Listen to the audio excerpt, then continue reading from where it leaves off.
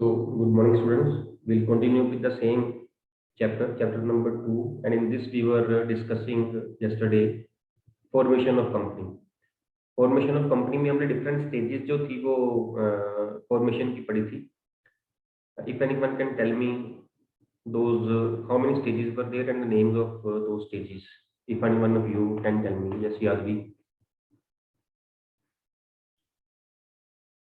अभी हम उन स्टेजेस को अलग अलग थोड़ा डिटेल में करेंगे. कल हमने जो स्टेजेस की हैं फॉर्मेशन की, उसमें हमने 4 स्टेजेस को थोड़ा लिखा है. उसमें अगर क्वेश्चन आ जाता है हमें stages of formation of company 6 marks में सपोज अगर आ गया, तो फिर जो हमने जितना हमने कल लिखा है उतना लिखना है, प्लस आपने उसमें ऐड कर लेना है. ऑफ कोर्स आपने उसमें मैटर थोड़ा सा अपने बुक में से ऐड कर लेना. इसके अलावा कुछ लिखने की जरूरत नहीं है. बट द पॉइंट इज, अगर सपोज एक एक स्टेज जो है वो बड़े क्वेश्चन में बनती है, प्रमोशन स्टेज के बारे में लिखना आ जाए, इनकॉर्पोरेशन के बारे में लिखना आ जाए, फिर हम क्या करेंगे वो हम आज डिस्कस करेंगे. मीन हम हर स्टेज को थोड़ा एक्सप्लेनेशन के साथ, ज़्यादा मैटर के साथ जो है हम उसको डिस्कस करेंगे. तो first we'll discuss about promotion stage. Promotion, इसका मीनिंग हम लिख चुके हैं पहले. If anyone can tell me the meaning of promotion, when it starts and what is meaning of promotion. If you can tell me, raise hand please. Only one child is there. 2, 3. Sipat Preet. Sir, इसमें जब किसी के मतलब दिमाग में idea आता है कि बिजनेस को चलाने के लिए सबसे पहले कितने पैसे इन्वेस्ट करने हैं और क्या क्या एक्सपेंसेस होंगे, क्या क्या ज़रूरतें हैं बिजनेस को खड़ा करने के लिए, वो सब प्रमोशन के अंदर आते हैं. यस, बिल्कुल ठीक है. सिपत, स्टार्ट कब होती है ये स्टेज? जब हम सोचने लग जाते हैं कि बिजनेस कैसे शुरू करना है. बिल्कुल ठीक है आपकी बात. Exactly when the idea is conceived in the mind of the person. उसने बिजनेस कौन सा करना है, उसने उसके माइंड में आया कि ये वाला बिजनेस करते हैं. जब माइंड में आइडिया आ गया, आइडिया कंसीव हो गया, इसका मतलब क्या हुआ कि उसने प्रमोशन स्टार्ट कर दिया. उसके बाद जो वो जितने भी स्टेप्स लेता है वो सारे प्रमोशन के अंडर आते हैं, ऑफ कोर्स बिफोर इनकॉर्पोरेशन, है ना. तो आज हम प्रमोशन के बारे में जो है वो बात करेंगे. Promotion of company as a stage in the formation of a company.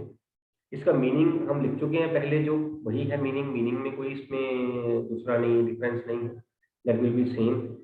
अब इसकी आगे स्टेजेस हैं या इसके स्टेप्स हैं. प्रमोशन के आगे स्टेप्स या फिर स्टेजेस ऑफ फॉर्मेशन जो है उसमें 4 स्टेजेस, उसके 4 steps. First stage that is promotion, उसकी अपनी स्टेजेस या स्टेप्स. आज हम वो स्टेप्स डिस्कस करेंगे.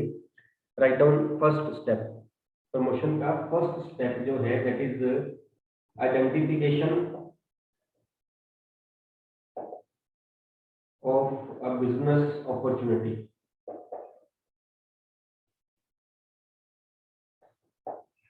Identification of a business opportunity, ये हमने कल भी यही बात करी थी. whenever a businessman, a promoter identifies the idea of the business, identifies the opportunity of the business. जैसे मैं पहले भी कह रहा था, अभी भी बात करी है, शिवदीप ने भी बताया. whenever idea comes in the mind of the person कि मैंने ये बिजनेस करना है, आइडेंटिफाई कर लेता है यार इस बिजनेस में ना ये वाला बिजनेस करते हैं, बड़ा फायदा होगा, यहाँ पे कंपटीशन कम है, यहाँ पे हम कस्टमर्स की नीड्स को इजीली जो है वो आइडेंटिफाई करके उसको हम सेटिस्फाई कर सकते हैं. whenever any idea is conceived in the mind of a person, that is the first stage, identification of a business opportunity. Second is analyzing feasibility studies. Analyzing feasibility studies. feasibility का मतलब होता है possibility, कि whether that business जो हम सोच रहे हैं, जो हमने पिछले स्टेप में आइडेंटिफाई किया, वेदर दैट इज फिजिबल और not, whether that is practically possible और नॉट. इसको ये चेक करने के लिए, एनालाइज करने के लिए 3 types of studies are there. इसमें से हम एग्जांपल जो हमने कल ली थी उसमें हम 2 कर भी चुके हैं, बट स्टिल हम आज टॉपिक को अच्छे से करेंगे तो मैं रिपीट भी करूंगा. एनालाइजिंग फिजिबिलिटी स्टडीज में आगे 3 तरह की स्टडीज हैं. एक है technical feasibility, technical feasibility, technical possibility we can see whether technically a business is possible or not, business is feasible or not. Now what is the meaning of this technically possible or not? Suppose like India और पाकिस्तान के आपस में relation अच्छे नहीं रहते, generally अच्छे नहीं रहते, पता नहीं कब इनका ट्रेड शुरू हो जाता है, पता नहीं कब इनका ट्रेड बंद हो जाता है, कभी किसी स्टेट में टेररिस्ट पकड़े गए, कभी किसी स्टेट में जम्मू कश्मीर पकड़े जाते हैं, पंजाब में आ जाते हैं, तो आपस में इनकी ज़्यादा बनती नहीं है। तो कोई भी ऐसा ट्रेड जिसमें मेरा कोई रॉ मटेरियल या मेरी कोई नेसेसिटी, कोई भी चीज़ ऐसी है बिजनेस में जो मेरे को चाहिए, जो पाकिस्तान से आ रही है और पाकिस्तान के साथ इंडिया के रिलेशन अच्छे नहीं है, पता नहीं वो कब बंद हो जाए, या पता नहीं अब भी हो रही है कि नहीं हो रही है, टेक्निकली थोड़ा सा डिफिकल्ट लगता है कि मैं इतने रुपीस, मैं बड़े बिजनेस की बात कर रहा हूँ, जब हम कंपनी की बात कर रहे हैं ना, it means hundred thousands of crore are being employed in that company. मैं ऐसा कोई बिजनेस स्टार्ट कर लूँ जिसका कि कोई एक बहुत ज्यादा जरूरी चीज पाकिस्तान से आ रही हो और पाकिस्तान के साथ इंडिया के रिलेशन नहीं अच्छे, उससे क्या होगा कि मेरा बिजनेस पता नहीं कब बंद हो जाएगा। इतने thousands of crore rupees company में लगाने के बाद जो बिजनेस है मेरा, वो इसी बात पे डिपेंड करता है कहीं पाकिस्तान की इंडिया के साथ कोई वॉर तो नहीं छिड़ गई, कहीं टेररिस्ट तो नहीं पकड़ लिए, कहीं ट्रेड बंद तो नहीं कर दिया। आपको याद होगा पीछे जो इन्होंने पुलवामा में अटैक किया था, तो इंडिया ने पाकिस्तान के साथ सारे ट्रेड बंद कर दिए थे, और जो ट्रेड में जो इनको जो ये कंसेशंस दे रहे थे, इंपोर्ट ड्यूटी वगैरह, एक्सपोर्ट ड्यूटी वगैरह पे, वो भी इंडिया ने बंद कर दी थी। वो सारे जितनी सब्सिडीज मिल रही थी पाकिस्तान के लोगों को या इंडिया के लोगों को, वो गवर्नमेंट ने बंद कर दी थी। It means government doesn't want कि आप पाकिस्तान के साथ ट्रेड करो। अगर ऐसा बिजनेस मैं स्टार्ट करूं जहां पाकिस्तान इन्वॉल्व है और मेरे को रॉ मटेरियल मेरे को प्रोवाइड कर रहा है वो, तो पता नहीं मेरा बिजनेस कब बंद हो जाएगा। टेक्निकली फिजिबल नहीं है ये बिजनेस, मेरे को करना नहीं चाहिए, बिकॉज यहाँ पे ऐसी कंट्री इन्वॉल्व है जिसका मेरी कंट्री के साथ नहीं बनती। हाँ, अगर मैं ऐसी कंट्री के साथ करूँ जिसके साथ बनती हो, फिर बात अलग है, फिर that is in that case that is technically feasible. Second is financial feasibility. Financial feasibility, financial feasibility depend करती है कि उसमें पैसे की इन्वेस्टमेंट कितनी होगी, कितना पैसा जो है मैंने वो लगाना है। हम कल ये बात कर रहे थे कि बिजनेस जो है ना, एक हर बिजनेस में सी प्रॉफिट्स लॉसेस होते हैं। कई बिजनेसेस जो है वो साफ चल जाता है, पता कि यहाँ प्रॉफिट्स बहुत होने हैं। और मैंने भी देखा कि एक ना पीस ऑफ लैंड लेते हैं, उसको डेवलप करते हैं, लैंड डेवलपर, फायदा बड़ा है उस चीज का, फायदा बहुत है। अगर मैं एक लैंड डेवलप करता हूँ, मैंने कल भी यही एग्जांपल ली थी, मैंने एक लैंड परचेज करी, उस लैंड पे मैंने उसको डेवलप किया। डेवलप करना मतलब उसमें मैंने बिल्डिंग्स जो है वो फ्लैट्स वगैरह वो बनाए, फिर मैंने एक शॉपिंग कॉम्प्लेक्स बनाया, फिर मैंने बच्चों के खेलने के लिए पार्क बनाया, ये मेरी इधर से एंट्रेंस है, ये मेरी यहाँ पार्किंग गाड़ियों की होगी, रेजिडेंस जो है, फिर यहाँ पे घूमने फिरने को है, सारा कुछ स्विमिंग पूल वगैरह बन गया। मैंने लैंड डेवलप करी कि मैं ये सारे जो फ्लैट्स पार्क जो सारे है ना, ये मैं बेचूंगा, बेच के मैं पैसा कमाऊंगा। बट द पॉइंट इज, पैसा तो कमा हो जाएगा कि मेरे पास इतना पैसा पहले है, is it financially feasible for me कि मैं इतना पैसा मैं लगा पाऊँ, मैं पहले लैंड परचेज करूँ, इतनी सारी, क्योंकि थोड़ी लैंड नहीं चाहिए, काफी लैंड चाहिए, फिर मैं सारा उसको डेवलप करूँ, फिर मैं बेचूँ। लैंड लेने से लेकर, बनाने से लेकर बेचने तक नंबर ऑफ इयर्स जो है वो लगेंगे मेरे को, ये कुछ दिनों का या कुछ महीनों का काम नहीं होगा, ईयर्स लग जाएंगे। ईयर्स, काफी ईयर्स के बाद मेरा जो है वो काम, प्रॉफिट आना मेरे को शुरू होगा, जब बिकना शुरू होगा। Is it possible for me to employ such amount, heavy amount of finance in the business? अगर मेरे पास पैसा ही नहीं है, प्रोजेक्ट तो बड़ा प्रॉफिटेबल है, पैसा ही मेरे पास नहीं है, इट मीन्स कि ये फाइनेंशियली फिजिबल नहीं है। और थर्ड है हमारा इकोनॉमिक फिजिबिलिटी। इकोनॉमिक फिजिबिलिटी कि whether that project is profitable और नॉट, प्रॉफिटेबल और नॉट। टेक्निकली पॉसिबल है, पैसा भी मेरे पास है, मैं लगा दूंगा, यहाँ वहां से लेके लगाऊं या अपना लगाऊं। इकोनॉमिक फिजिबल, उसमें प्रॉफिट होने के चांसेस ही नहीं है ना। फॉर एग्जाम्पल हम कल भी यही बात कर रहे थे, आज अगर हम कोई मोबाइल कंपनी खोल लें तो वहां पे इतना ज्यादा कंपटीशन है कि हमें पैसा बचने के चांसेस बहुत कम, मार्जिन बहुत कम, ये नहीं कि लॉस होगा, प्रॉफिट हो सकता है, लेकिन वहां पे पहले ही मार्जिन इतना कम है, कितनी बड़ी बड़ी कंपनी जो पहले ही वहां बैठी हुई है, वो जियो है, वो एयरटेल है, बीएसएनएल है, एक वोडाफोन है और कई कंपनीज हैं। तो उस केस में मेरे पास प्रॉफिट होने के चांसेस नहीं है, इकोनॉमिकली फिजिबल नहीं है वो प्रोजेक्ट। तो जब मैं फिजिबिलिटी स्टडीज को एनालाइज करूंगा, मैं देखूंगा कि मैं उसको करूँ कि ना करूँ, तो मेरे को तीनों फिजिबिलिटीज का यस होना बनता है, तभी फिजिबिलिटी स्टडीज मेरे लिए, बिजनेस मेरे लिए फिजिबल रहेगा। तो टेक्निकली भी फिजिबल हो।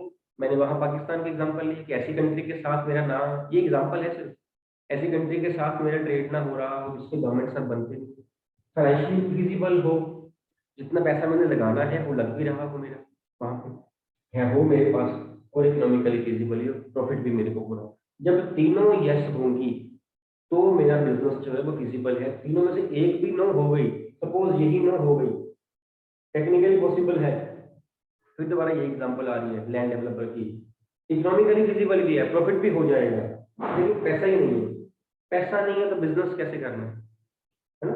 या ये नो हो जाए, ये यस हो जाए, टेक्निकली भी है, पॉसिबल हो जाएगा, सब कुछ अरेंज हो जाएगा, पैसा भी बहुत है, लगा देंगे हम, लेकिन इकोनॉमिकली फिजिबल नहीं है, इकोनॉमिकली फिजिबल प्रॉफिट नहीं होना, तो मैं बिजनेस ही नहीं करूंगा। जब तक मेरी तीनों चीजें, तीनों फिजिबिलिटी स्टडीज यहाँ पे मेरी टिक नहीं होती, यस नहीं होती, तब तक मैं अगले स्टेप पे मूव नहीं कर पाऊंगा। At this step, when I will identify the business opportunity, after that, when I will check the feasibility studies, तो मेरे दिमाग में यही चीजें आएंगी, फायदा भी हो जाएगा, पैसा कितना चाहिए, समान, यही बातें हम कर रहे थे अभी। अभी सिमरप्रीत ने भी यही कहा ना, जब उससे पूछा मैंने कि इसका मीनिंग क्या है प्रमोशन का, तो उसने यही कुछ कहा।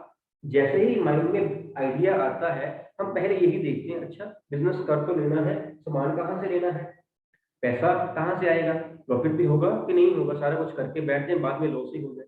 जब तीनों यस होंगी, उसके बाद मेरा बिजनेस का जो आइडिया है, मैं उसके आगे मैं सोचूंगा कि हाँ मैं ये करूंगा, उसके बाद में मैं देखूंगा मैंने करना क्या है, नेक्स्ट मेरा स्टेप क्या होगा। ठीक है, तो इसके बाद थर्ड जो आपका स्टेज आएगी प्रमोशन में, हम यहाँ डिस्कस कर रहे हैं प्रमोशन की स्टेजेस। थर्ड आएगी name approval. Name approval, name को अप्रूव करवाना, ये सोल ट्रेड नहीं है, ये पार्टनरशिप नहीं है कि जो मर्जी नेम रख लिया।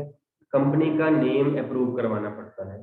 कंपनी का जैसे हमारा नामकरण होता है ना, ऐसे ही कंपनी का भी नामकरण होता है। आपको वो नेम जो है in this stage of promotion, आपको वो पहले अप्रूव करवाना पड़ता है, और वो अप्रूव करवाते वक्त कई बातें ऐसे ध्यान में रखनी होती हैं कि कंपनी का नाम जो है जैसे किसी और कंपनी के साथ ना जुड़ रहा हो, पहले जुड़ रहा हो मीन्स मैच ना कर रहा हो, सेम ना हो, है ना, कहीं धोखे में आके वही ना, मतलब वो चीज परचेज कर जाए। देन कंपनी का नाम जो है वो कंपनी का जो बिजनेस है उसके हिसाब से होना चाहिए।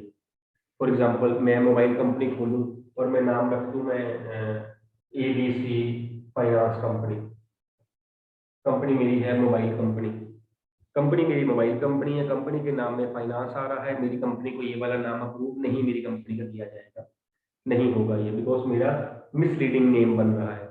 अगर मेरी मोबाइल कंपनी है तो मेरी कंपनी में कहीं ना कहीं मोबाइल वर्ड, कहीं ना कहीं टेलीकॉम वर्ड, कहीं ना कहीं कम्युनिकेशन वर्ड, ऐसा वर्ड आना चाहिए, चले पता कि मेरी कंपनी क्या कर रही है। अगर ये कंपनी है तो ये फाइनेंस के साथ फाइनेंशियल कंपनी होनी चाहिए, जो कि लोन वगैरह देती है कंपनी पर्सन को, वो होनी चाहिए। पहली बात ये। दूसरी बात ये कि जो नेम है वो पहले किसी कंपनी जो पहले ही एग्जिस्ट कर रही है कंपनी, उसके साथ मैच नहीं करना चाहिए, उसके साथ मैचिंग होना चाहिए। सपोज मैंने अगेन मैं मोबाइल कंपनी खोल रहा हूँ और मैं रख दूँ नाम जियो,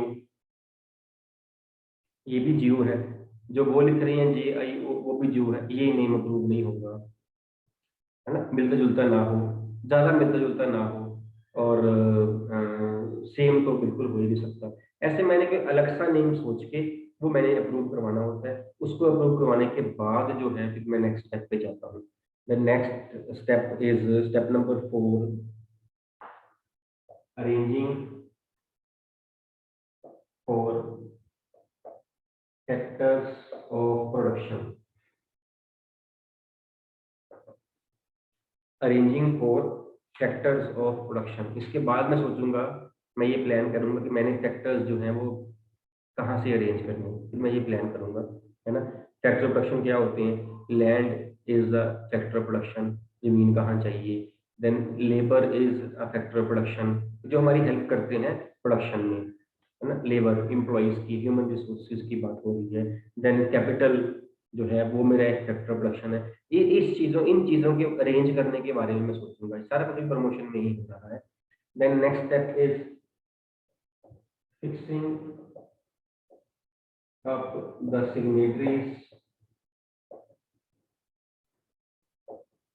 of MOA। Fixing up the signatories of MOA। ये MOA क्या होता है? हमने कल थोड़ा सा इसके बारे में डिस्कस किया था। MOA क्या होता है, हल्का सा, ज्यादा नहीं किया था, हल्का सा किया था। नंदिका।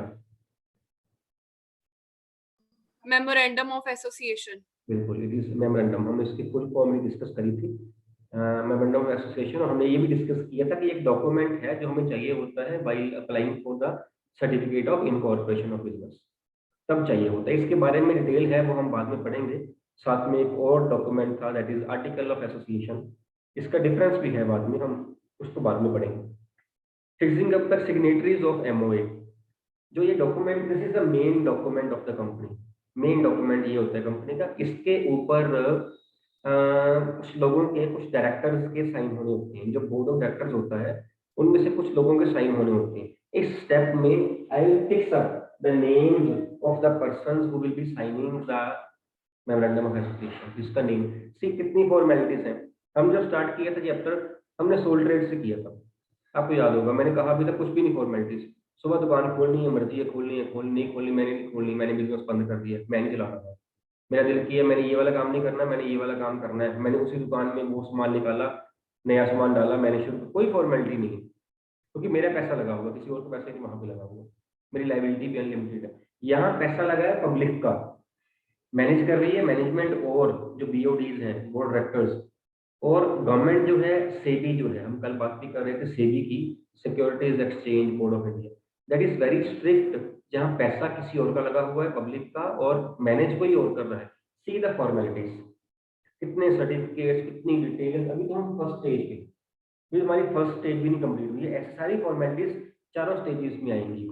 इतनी फॉर्मेलिटीज जो है वो करनी पड़ती है पहले, उसके बाद जो कंपनी है वो स्टार्ट होती है। और sometimes it takes months, near year to start a company. इतनी फॉर्मेलिटी ज्यादा होती है बिकॉज पैसा जो है वो पब्लिक का लगा हुआ है, लेकिन मैनेज पब्लिक नहीं कर रही है। ओनरशिप और मैनेजमेंट में डिफरेंस है यहाँ पे कंपनी फॉर्म ऑफ बिजनेस में। And general public doesn't know कि करना क्या है, उसका असेस थोड़ी है कंपनी में कोई। वो तो जो कंपनी ने अपनी बुक्स ऑफ अकाउंट बना के पब्लिश कर दी है, वेबसाइट पे डाल दी, हम लोग सिर्फ वही देख सकते हैं। That is why the government is very strict, and Indian government is one of the strictest government as far as the public money is concern.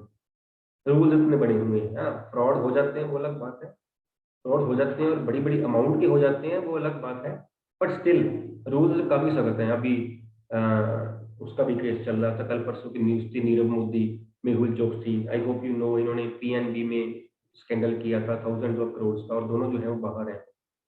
Vijay Mallya, उसकी भी बात हो रही थी, वो भी बाहर ही है। उसको भी लेके आने की यहाँ कोशिश हो रही है। यहाँ उनकी प्रॉपर्टी जो पड़ी हुई है वो सीज हुई जा रही है, गवर्नमेंट उनको सीज कर रही है। ऐसे ही, पता नहीं आपने सुना है वर्ड के नहीं सुना है, हर्षद मेहता, में भी आप लोगों ने सुना हो। रिसेंटली इसकी एक वेब सीरीज भी आई थी कि कैसे इसने शेयर मार्केट में सारा स्कैंडल करके, उस टाइम पे if I am not wrong तो 5000 करोड़ रुपीस का स्कैंडल था। It was in the year 91-92 के आसपास कहीं। In the year 91-92 the scandal amount was, if I am not wrong, मेरा गैस है ये 5000 करोड़ रुपीस का स्कैंडल था। आप नेट पे सर्च करना कि उसकी इतनी ही अमाउंट थी, और अमाउंट बहुत भारी थी। और ये आज की बात नहीं है, ये आज से 29-30 साल पहले की बात है, तब इसने स्कैंडल किया था। उसके बाद गवर्नमेंट ज्यादा सख्त हो गई, स्टिल फ्रॉड्स हुए जा रहे हैं। बट अगर ये रूल्स ना होते तो कितने फ्रॉड्स होते हैं हम मतलब अंदाजा भी नहीं लगा सकते। छोटी छोटी बात पे जो गवर्नमेंट है बहुत ज्यादा स्ट्रिक्ट है। तो नेक्स्ट स्टेप में मेमोरेंडम ऑफ एसोसिएशन में जो सिग्नेटरीज रहेंगे, जो साइन करेंगे, उनके नेम जो है वो फिक्स किए जाएंगे। This is step number 5 in this stage. Next is step number 6, that is appointment of professionals.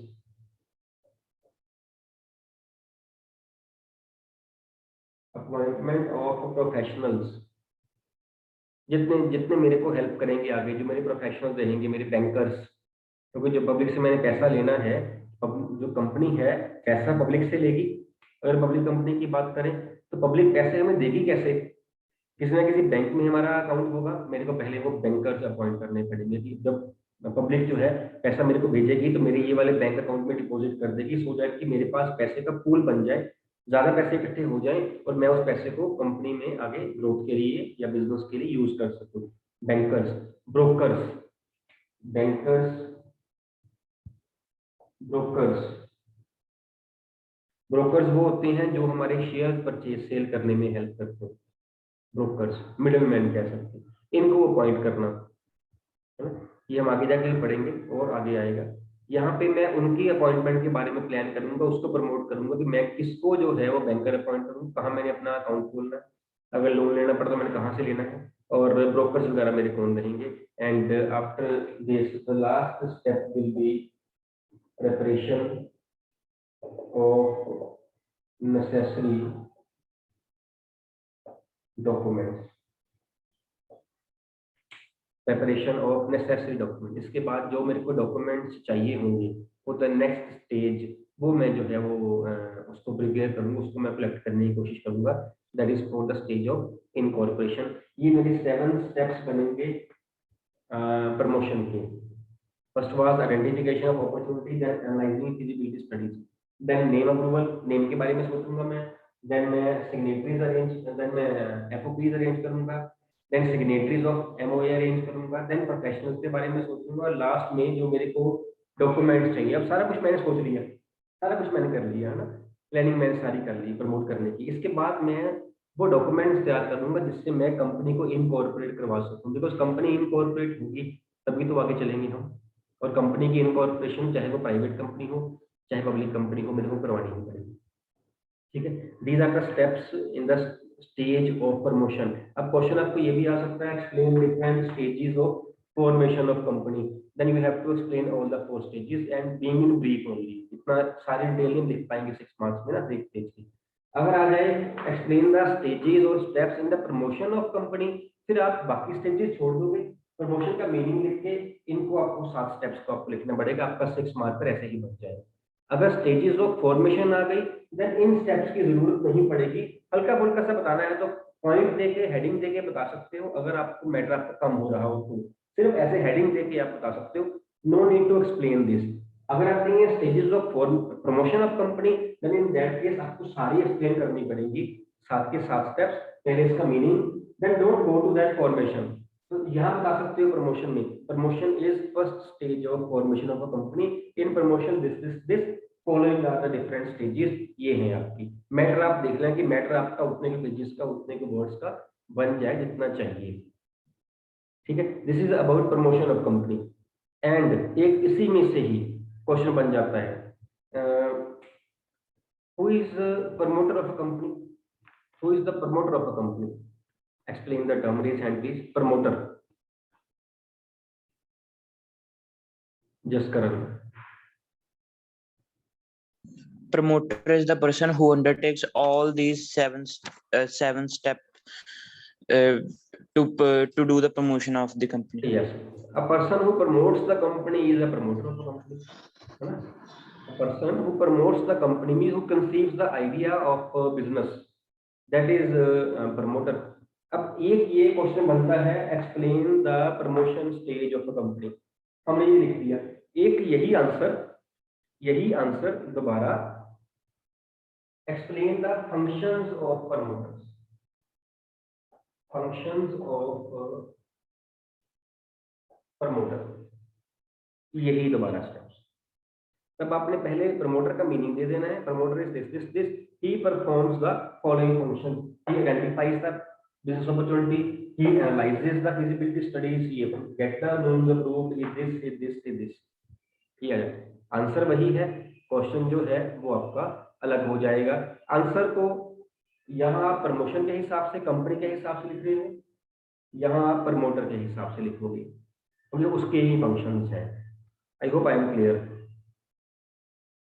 Fine.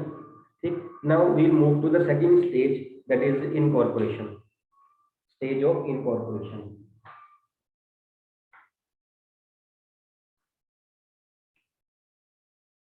तो सेकंड स्टेज जो हम डिस्कस करेंगे that is incorporation stage of a company. इसका भी मीनिंग हम कल कर चुके हैं।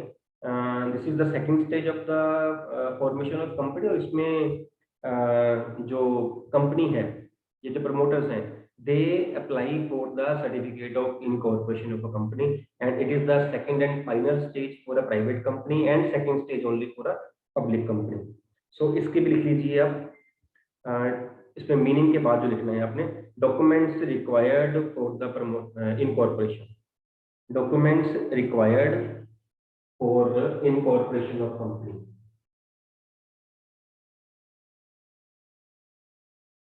First document is memorandum of association, ये हम कल भी लिख चुके हैं। Second document is article of association, ये भी हम कल लिख चुके हैं। थर्ड डॉक्यूमेंट कौन मेरे को बताएगा, वो भी हम कल लिख चुके हैं। इतना कुछ लिख चुके हैं हम, बाकी हम जो है वो अभी करेंगे। कल मैंने आपको बोला था कि मैं आपको 2-3 बता रहा हूँ, बाकी फॉर्मेलिटीज हम डिटेल में बाद में करेंगे। Snehal Sood. Sir prospectus. Prospectus, बिल्कुल ठीक है बच्ची, प्रोस्पेक्टस। इसकी भी डिटेल है। ये डॉक्यूमेंट्स जो है ना, ये आगे जाके डिटेल में आपके सिलेबस में है, इसी चैप्टर में हम पढ़ेंगे इसको, ठीक है। Memorandum of association, article of association and prospectus, ये 3 डॉक्यूमेंट्स। इसके अलावा नंबर 4 लिखिए।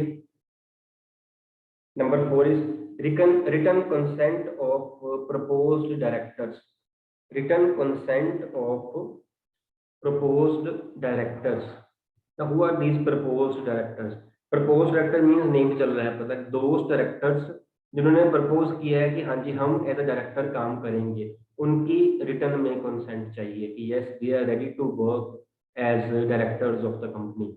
रिटर्न कंसेंट, बिकॉज ओरल में वो कह दें और बाद में वो ना माने, वो नहीं, उनकी राइटिंग में कंसेंट होनी चाहिए कि yes yes we are this persons, we are ready to serve as the director of the company, this company, ये उनके साइन वहां पे लिखे होने चाहिए। Written consent of the directors of the proposed directors of company. Next is agreement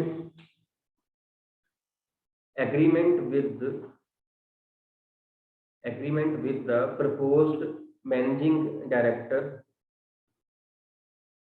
agreement with the proposed managing director or the whole time director of the company, or the whole time WHOL, whole time director of the company, उसके साथ agreement जो किया होगी, yes I am ready to work as the managing director, because कुछ directors होंगे, उसमें से एक मैनेजिंग डायरेक्टर होगा, सपोज 5 डायरेक्टर्स हैं, एक मैनेजिंग डायरेक्टर होगा या फिर होल टाइम डायरेक्टर होगा, उसके साथ एग्रीमेंट किया हुआ, उसकी कॉपी की, yes I am ready to serve as the managing director of the company. Next is the copy of the registrar's letter,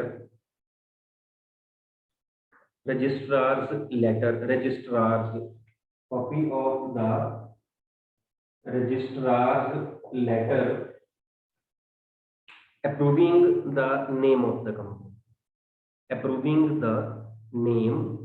company, means हमने इससे पहले कहा था कि हमने नेम अप्रूव करवाना, हमने अब नेम अप्रूव करवा लिया, उसकी कॉपी साथ में लगी होनी चाहिए, तभी तो एग्जिस्टेंस में कंपनी आएगी ना।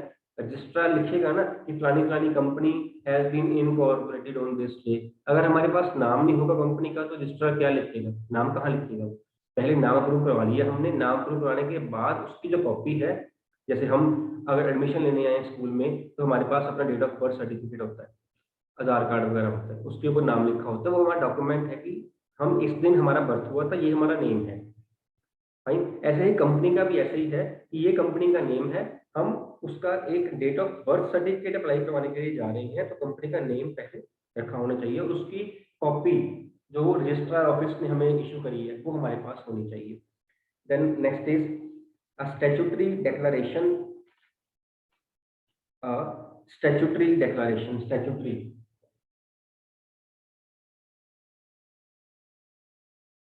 statutory means compulsory, a statutory declaration that all the legal formalities for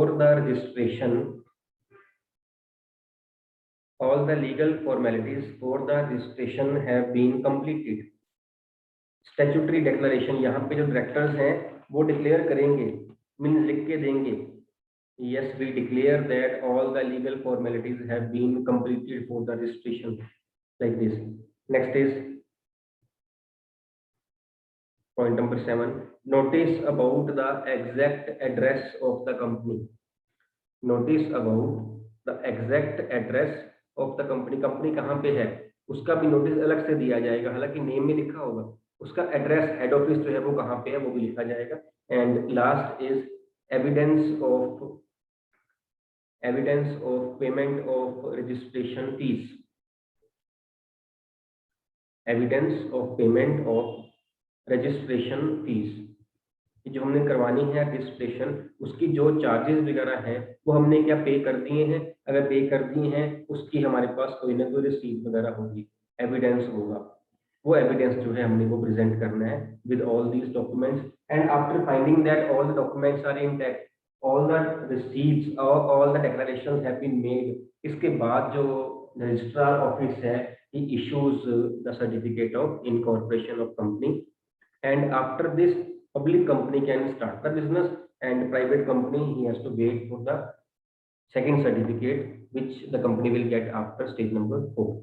ठीक है, हमने आज अपनी पहली 2 स्टेजेस कर ली हैं, कल हम नेक्स्ट 2 करके उसके बाद आगे चलेंगे. अगर किसी को डाउट है तो पूछ सकता है बेटा.